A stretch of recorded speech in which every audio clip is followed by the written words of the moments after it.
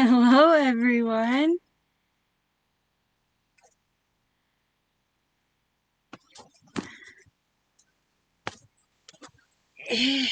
Come here. It's a bird. It's a plane. Hold on. It's Super Dog.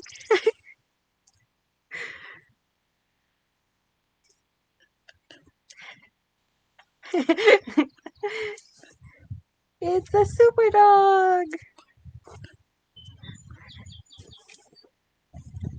He's got a cape on. Okay, let's take this cape off. Hold on. Let me get the cape off. Say no, you don't like it. He's a Super Dog. Now I'm gonna get this cape off of him. Oh my goodness. Come here. Let me get the cape off of you. I know you don't like it. Put it on myself. Good morning, everyone. My name is Liz, and the dog here is Corbin. Thank you for coming and joining us on this lovely morning. I am just going to throw on this cape quick that I just took off Corbin, my little super dog. So today on Puppy Playtime, we are going to be learning about helping dogs. So this week we're learning about community helpers, and we've been learning about some superheroes in real life with our community helpers and working on some other superhero stuff as well. And this week for Puppy Playtime, since there are some working dogs, I thought I would teach you guys a little bit about, number one, what kinds of dogs there are in the world that are working. And then I also thought I would teach you a little bit about how to interact with them. So, and then I thought we could make some thank you cards for the lovely super dogs that are working out in the world today. So that's what we're going to be doing today. So I have a little thank you card, and this thank you card is from Corbin. So you can see I put his little paw print on there. So we're going to do that later.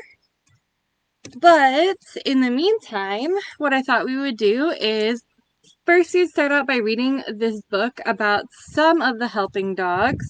So there's obviously a lot more dogs than is said in this book. There are, on the back here, you can see some more examples. So there is some guard dogs, there is herding dogs, there's police dogs, sled pulling dogs, and rescue dogs. And then there are so many more amazing dogs that are helping out in the world today. So what we're going to be doing today is learning a little bit about a small sample of dogs that are working in the world and how to interact with them.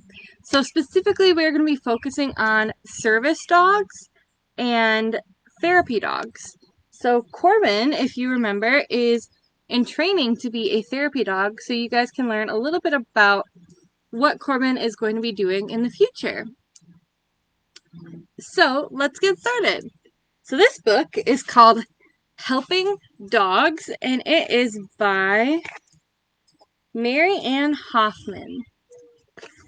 So you can see on the front cover, it's got a nice golden retriever, and golden retrievers are a really common dog to be doing this work. And Labrador retrievers are another very common dog. All right. Helping dogs. Helping dogs are working dogs. They are trained to assist people who need help with everyday tasks. I'm just going to put this mask up here so I can see a little better. They are taught special skills to be useful. Helping dogs are trained to pay attention. They are loving. They are gentle with strangers. Helping dogs are smart, loyal, and obey commands. Helping dogs are very important to many people. We will look at two types of helping dogs, service dogs and therapy dogs. So like I said, that's what we're going to be focusing on today is service and therapy dogs. Okay, over here it says dog tails. Service dogs are allowed by laws to go into places that other dogs are not, such as restaurants, buses, and airplanes. And you can see by the vest that this dog has on that he is on duty. Okay, let's see our next one. Okay, so now a little bit about service dogs. Dog tails. Service dogs are not pets. They are trained to meet special needs. Some can even understand sign language. That's really cool because my other live that I do is sign language. This dog knows a special way to open the door. You can see the dog is opening the door by pulling on a tennis ball. Service dogs are trained to do special tasks that help people lead more independent lives. Service dogs are chosen for their size, nature, and ability to learn. Some guide people who cannot see. Some can open doors. Some can bring things to people. Some help people who cannot hear. They listen for certain sounds and let their owners know when the sound happens, a telephone or doorbell ringing, or even a baby crying. Some service dogs even push wheelchairs. That's really cool. Learning the job. Training service dogs requires time and special exercises. Assistance dogs are taught physical tasks their owners need help with. The dogs learn not to pay attention to anything but their job. Guide dogs for the blind learn to lead their owner safely. They cross streets, take stairs, and go under low-hanging objects. Service dogs for the deaf are taught to go to a sound and back to their owner. They let their owner know where the sound is coming from. Dog tails. People who use service dogs need training just like the dogs do. The person and their service dog work together to learn about each other. Many service dogs start training as puppies. So you can see these puppies over here are starting their training.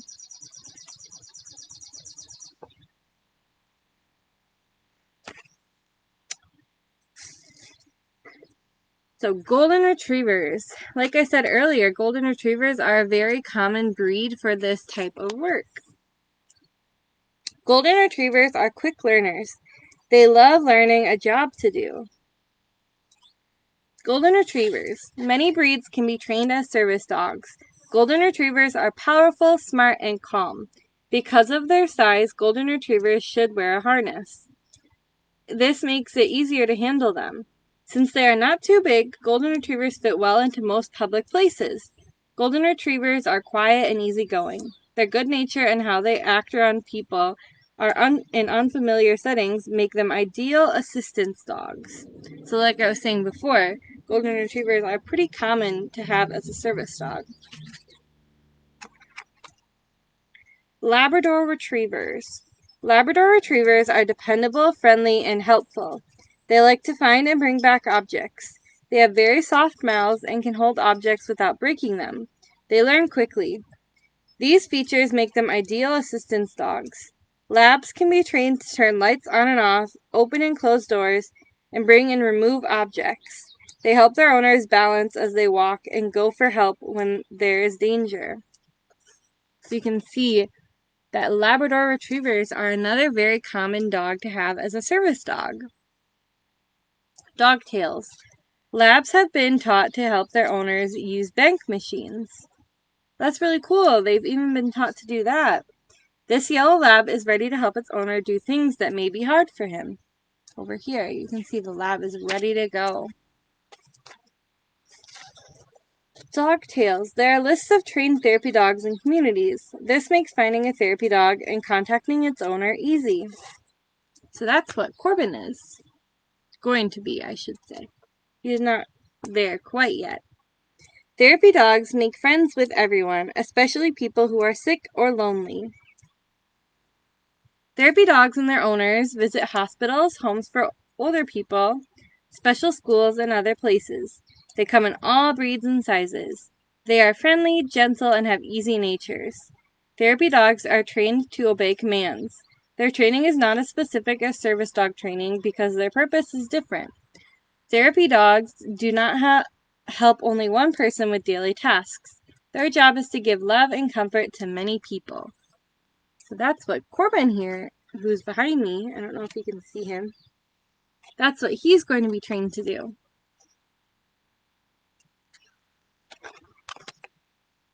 Training to help. Therapy dogs and their handlers train together.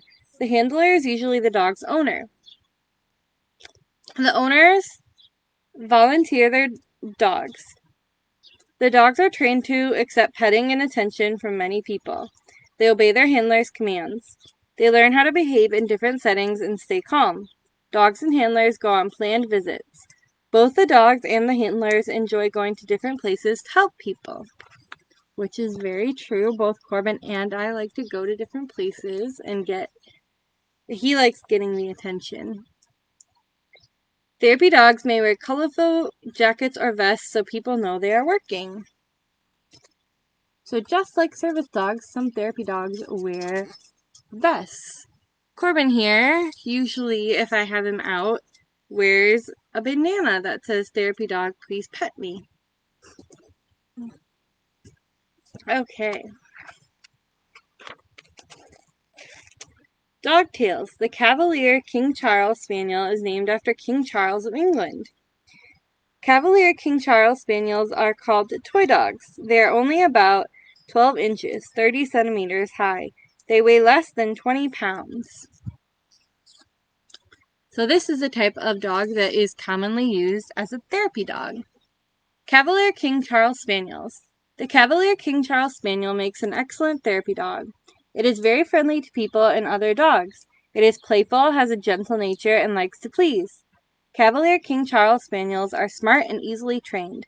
They are also very loyal. These dogs are small. Most people are not afraid of them because of their size. Taking these dogs from place to place is simple. Just like with Corbin, Corbin is a little smaller.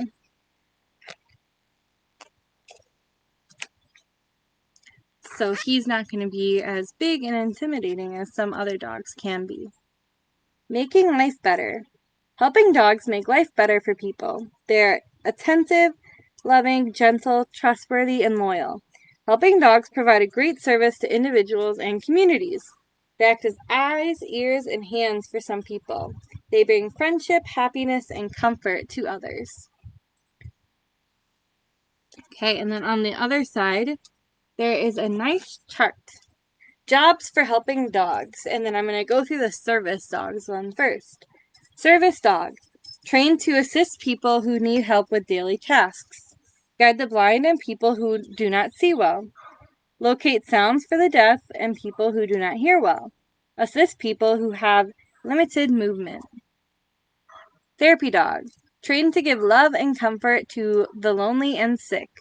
Visit hospitals, schools for people with learning problems, and nursing homes. Spend time with older people and people who are alone. Provide support for people in hard situations.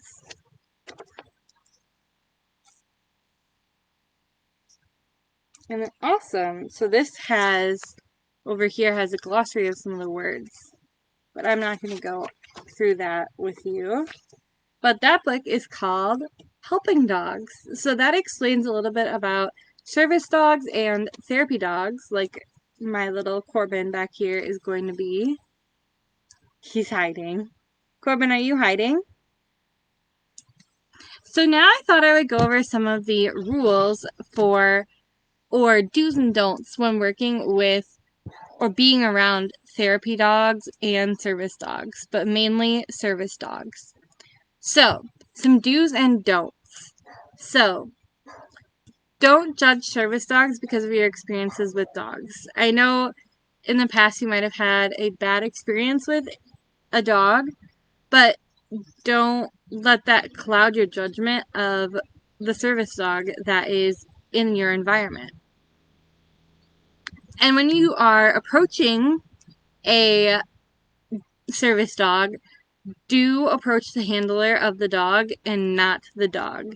Make sure you are approaching the person before you approach the dog. Don't touch a service animal without permission. So if you are out and about and you see a service dog, don't touch it unless you have permission from the owner to. So always ask before touching, because a service dog is super focused in on their job and their task, and they are helping to keep their owner safe. So it might not always be safe for you to touch that dog. Do keep your dog away from service dogs. This is really important because although service dogs are trained to keep their owner safe and know exactly what to do in these kinds of situations around other dogs, and they're not going to get distracted, it is always, always important to keep your dog away from the service dog, because in a split second, that service dog could become distracted because maybe your dog starts barking or tries to play with the service dog. So you always want to make sure that you keep your dog away from the service dog.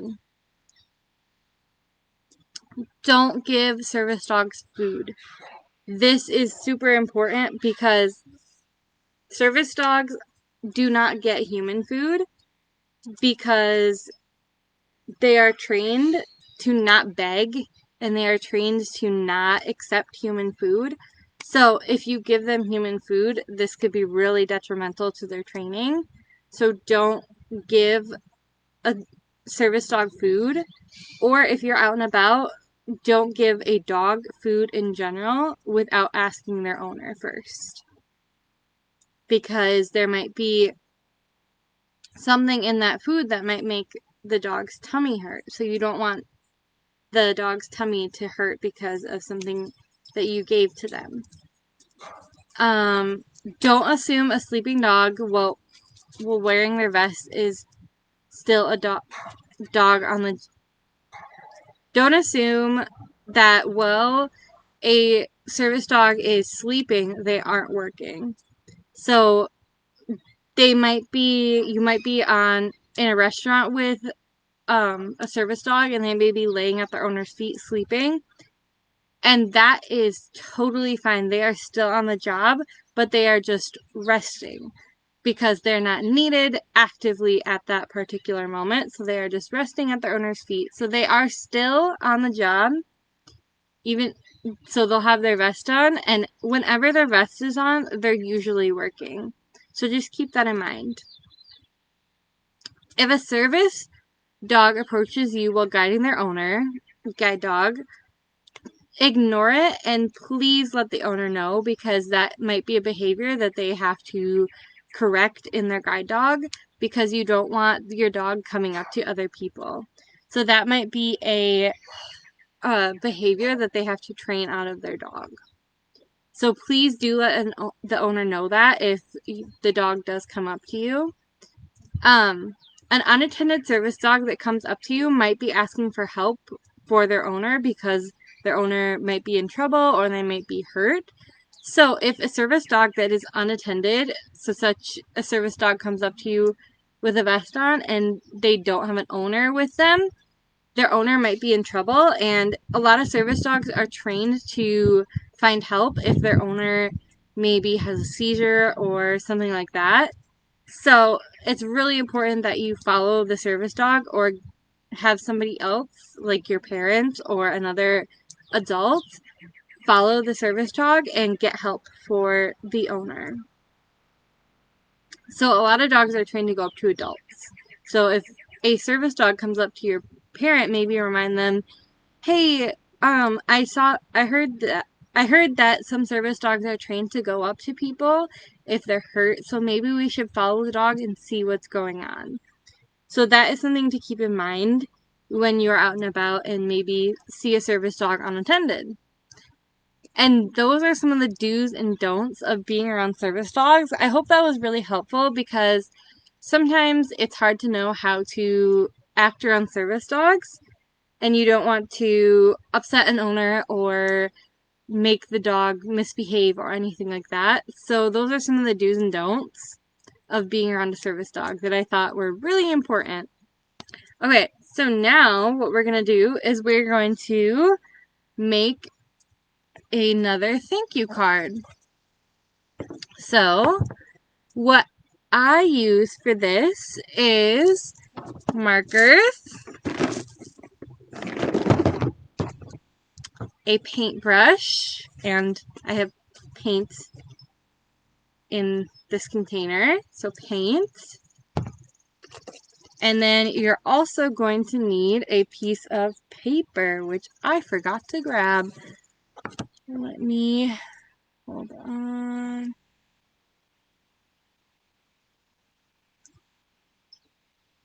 Okay, while we're doing that, I'm going to show you my thing. I'm going to text my mom to go get it.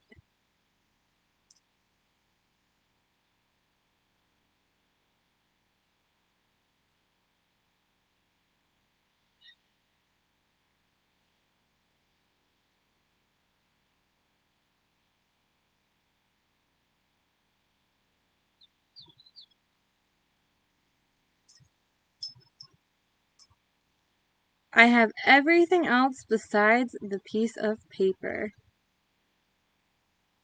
So I am just going to get that really quick. So what I did on my card that I already made was I just wrote thank you on it. And I'm writing mine to some facility dogs. So facility dogs are therapy dogs that are full-time in hospitals. So I'm writing mine to those because I hope that Corbin can be one of those one day. So I wrote thank you on the front. And then on the inside I wrote, dear facility dog, thank you for all of the love you share with the kids every day. My mama is teaching me to look up to you and all the other therapy and facility dogs in hopes I too can join the ranks of the bestest doggos. I am only 9 months old, so I still have a lot to learn, but I love learning. Thanks again. Love, Corbin. Love, Corbin.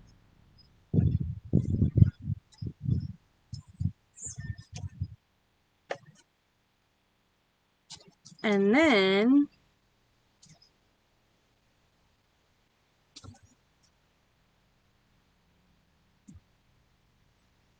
then over here, what I did was I painted his foot with some blue paint.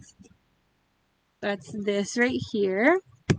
And I stamped it onto the piece of paper. And then I didn't write anything on the back, but I definitely could have.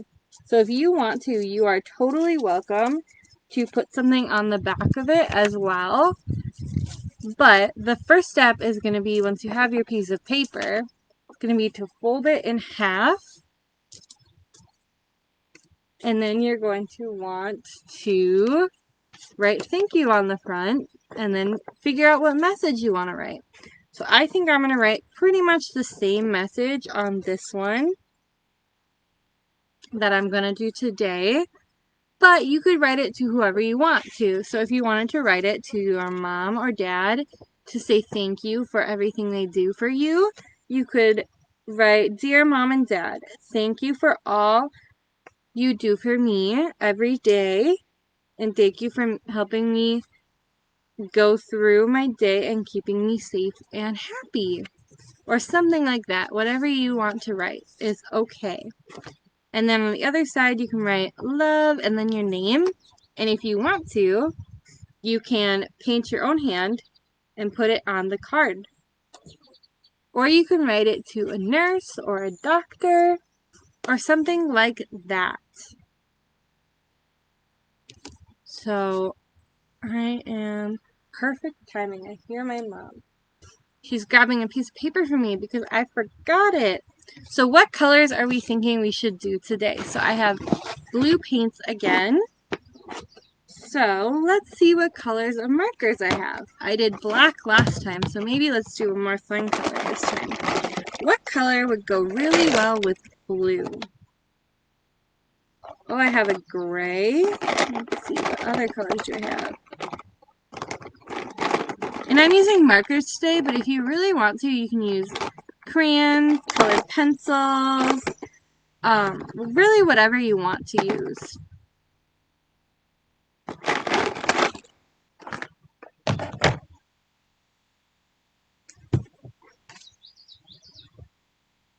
Oh, I hear my mom. Thank you, Mom. All right, so I'm going to use a gray marker today. So I'm going to fold this in half. So how you do that is you line it up, and I'm folding mine in half. However you call it, this might be bathtub, it could be hot dog, whatever you call that. So I fold it in half, and then you want the front to open up. You don't want it like this way where it opens up this way. You want it to open up this way. So you're going to write on, so you're going to want the folded side on your, if you're looking at it, you're going to want it on your left side. But if you're facing away from it, like I am right now, you're going to want it to be on your right side. So have it fold so that it opens up. Okay. So what I'm going to do is I'm going to write thank you on the front. I'm going to turn around and hold it up against the door so you can see what I'm doing. Perfect. Okay. Corbin's gonna try and help me. You gonna help me make a card? Okay, so, what do I want to do? Let's see. I think I am going to write in cursive.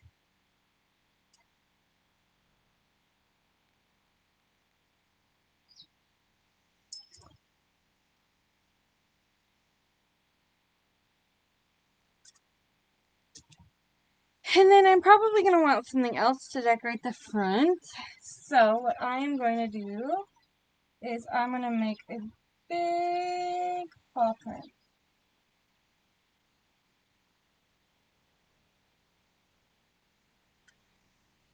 Just like that. Then I'm going to color it in down here. Sometimes it hurts my arms if I have to hold on to something for too long.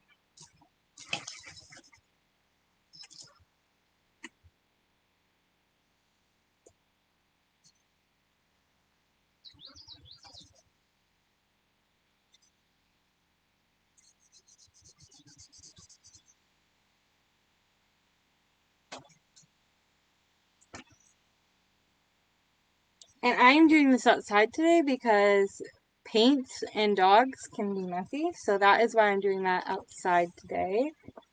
And I am just going to write, Dear, I'm going to make mine to a facility dog again. Dear facility dog.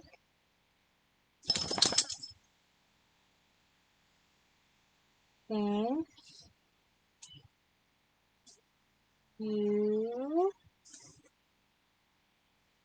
for spreading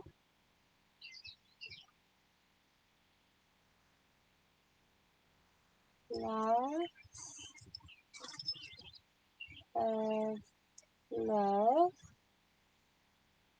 during. And if you need some help with writing, you can have a parent help you during this time.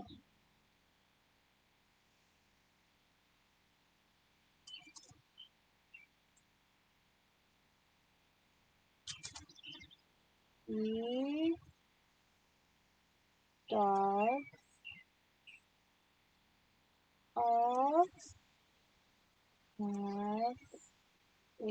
big heart to play and keep everyone happy.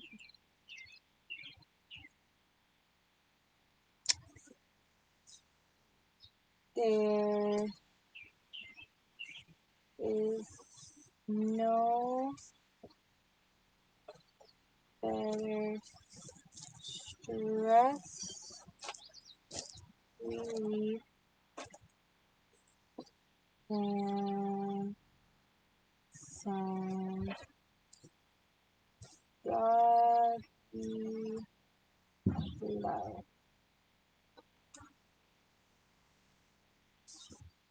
My mom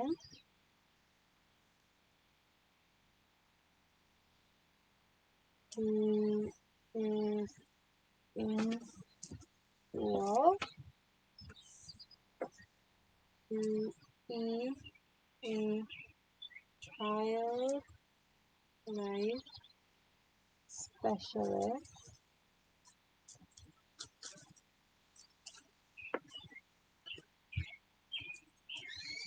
shows me lots of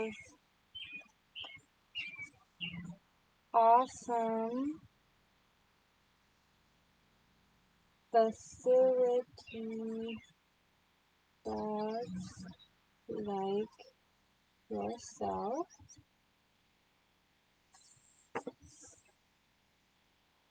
to look up to. She is helping me learn how to be a therapy dog.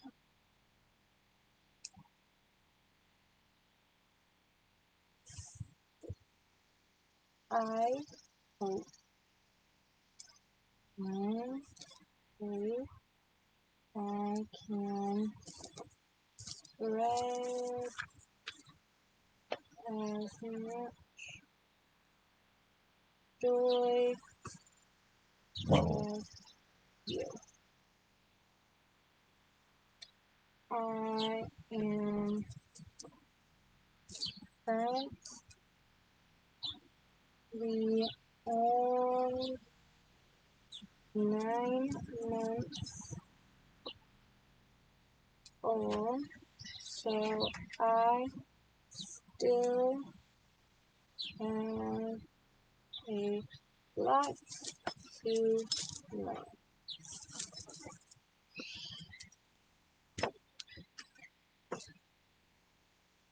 I hope I can be the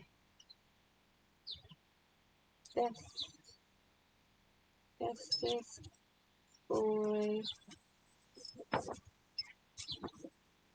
Corbin,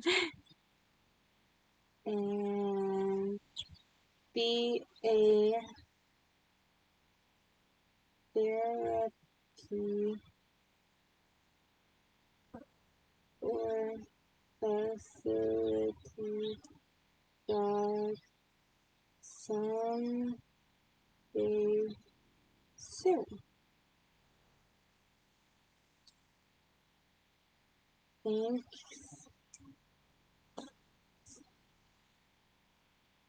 again for all you do. Okay. Ugh. Carmen, you're making it difficult. And then on the other side, I'm going to write love Corbin.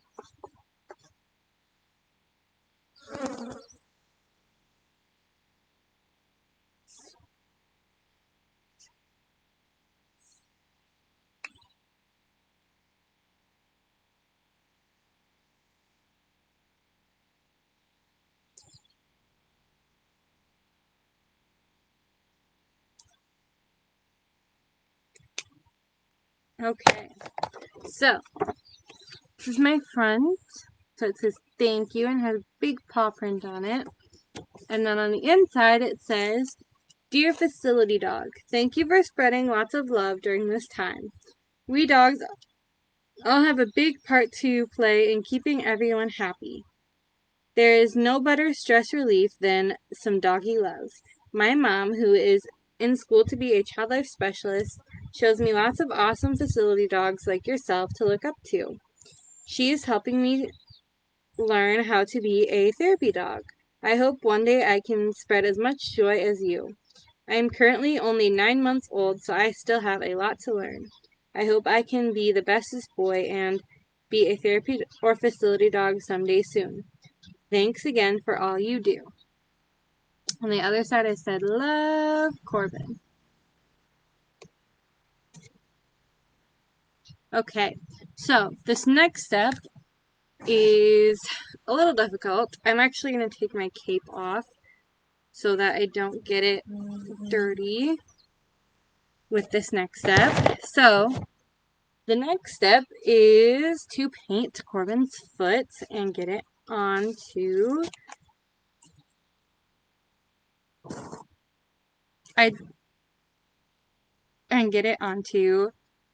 the sheet of paper. So I'm actually going to readjust my screen a little bit so you can see how I do it. Okay, so I'm going to set this to the side, and then I'm going to set this down here, and then I'm going to get my little boy, and I'm going to get him down here, and I'm going to ask him to sit. Sit. Good boy. Okay. And then I'm going to ask him for his paw. High five. High five. High five. High five. Come here. Can I have your paw? Okay. Thank you. And I have water over here to dip his paw in right away so that I can get it nice and clean. Sit! So that he isn't tracking blue everywhere. Let me see your paw. Come here. I got it done last night. Let's see if he'll let me do it again.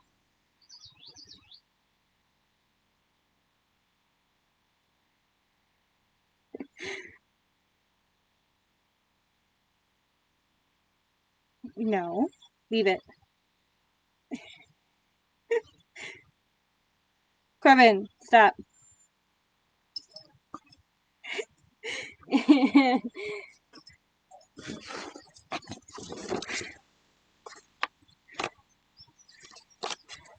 Oh no. That's a very good one. And it didn't end up being very good. Let's see if we can try that again. Come here.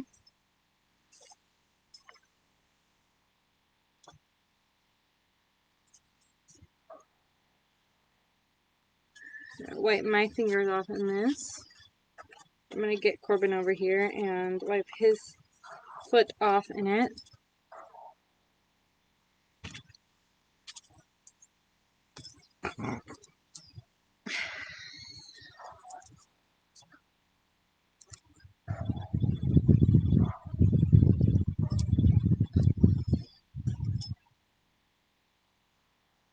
And don't worry, I'm probably going to give him a bath after this because doing this last night, it was hard to get it off of him.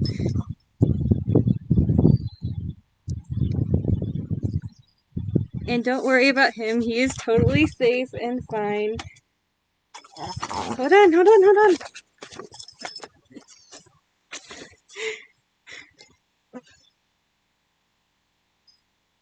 There we go.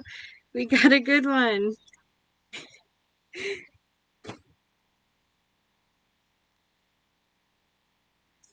Corbin, here, let me wipe your paw so you don't get it all over me. Oh no!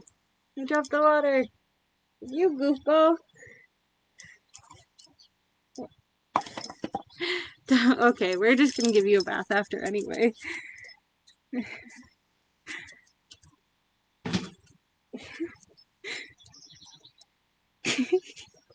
Goofy dog. Okay, so this is our final one. He was not into it today. We got a little paw print right here.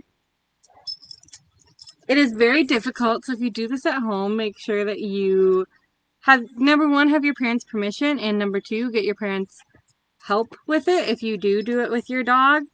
It is very difficult to get it. Last night, I got it a lot better when I did this one. This paw print is a lot better. He was just not into it this morning. Were you?